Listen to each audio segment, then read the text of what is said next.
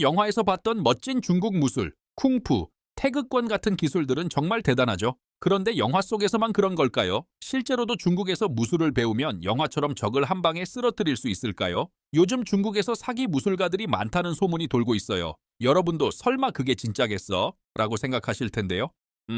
여러분, 정말입니다. 오늘은 중국에 왜 이렇게 많은 사기 무술가들이 등장했었는지 그 이유를 과학적으로 그리고 약간은 유쾌하게 파헤쳐 보겠습니다.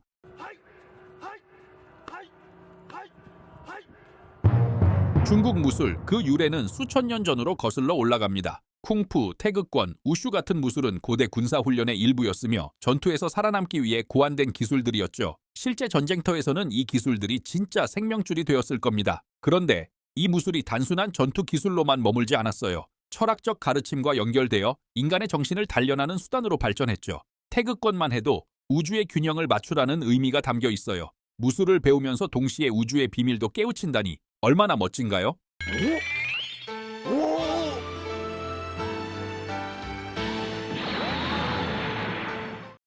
하지만 20세기에 들어서면서 중국 무술은 점차 상업화되었습니다. 이게 어떻게 변했을까요? 네, 여러분이 상상한 그대로입니다. 전통적인 무술은 점차 관광 상품이 되었고 외국인들에게 보여주기 위한 쇼 같은 무술이 자리 잡게 됐죠. 여러분, 이거 전혀 나쁘지 않아요. 정말 재밌고 멋지거든요. 다만 문제는 진짜 싸움에서 이 동작들이 과연 쓸 수 있을지 약간 의문이 생기죠. 이게 실전에서 가능할까요? 전통 무술의 원래 목적에서 벗어나서 무대 위에서만 빛나는 기술이 되어버린 것이 현실입니다. 하지만 이게 끝이 아니에요. 앞으로 더 충격적인 이야기들이 펼쳐집니다.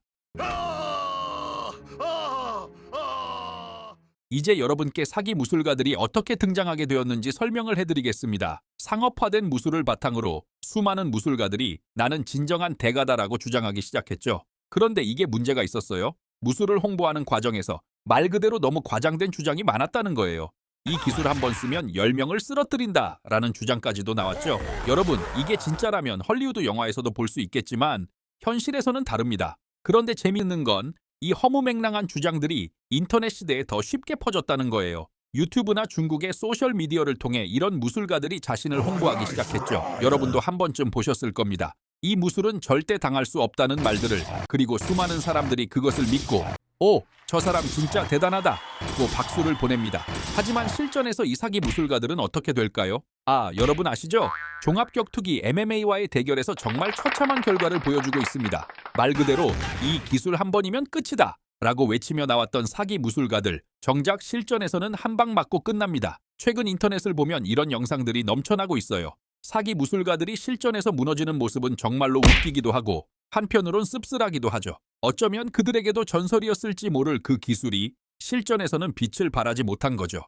여기서 우리가 주목할 부분은 중국의 공산주의 체제와 정보 통제입니다. 중국에서는 만리방화벽 그레이트 파이어월이라는 시스템을 통해 외부 세계로부터의 정보가 철저하게 차단되고 있어요. 이게 무슨 말이냐면 중국인들은 자국 내에서만 정보를 얻고 외부 세계에 대한 최신 정보는 접하기 어렵다는 거죠. 마치 여러분이 군대에서 인트라넷을 쓰면서 외부 인터넷을 차단당하는 것처럼요. 이렇게 외부 세계와 단절된 정보 시스템 때문에 중국 사람들은 세계적인 무술 흐름을 파악하지 못하고 중국 내부의 정보만을 믿게 됩니다. 그러다 보니 우리 무술이 최고다라는 인식이 자연스럽게 자리 잡게 된 거죠. 여러분도 상상해 보세요. 외부와 전혀 교류하지 않는 상황에서 무술이 발전할 수 있을까요? 결국 중국 무술은 자국 내에서만 선동되고 외부의 기준으로는 검증되지 않은 채 자부심만 부풀어 오릅니다. 이게 바로 중국 사기 무술가들이 쉽게 활동할 수 있는 배경이 되는 겁니다. 정말 우물안 개구리처럼 말이죠.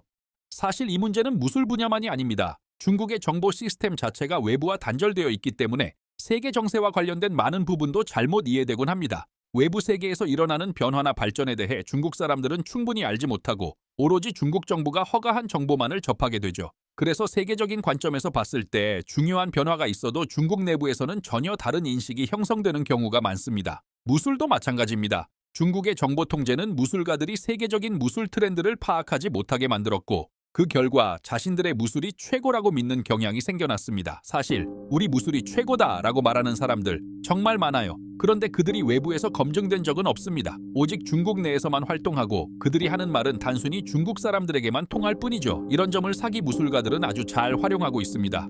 결국 중국의 사기 무술가들이 많은 이유는 전통 무술의 상업화, 과장된 홍보, 그리고 정보 제한으로 인한 외부와의 단절 때문입니다. 중국 내에서 정보가 제한적으로만 제공되다 보니 무술의 흐름을 전혀 읽지 못하고 자국 내에서 왜곡된 정보가 확산되며 사기 무술가들이 활개칠 수 있는 환경이 조성된 거죠. 여러분, 우리가 중국이나 북한 같은 공산주의 체제에서 태어나지 않은 것만으로도 우리는 행복한 겁니다.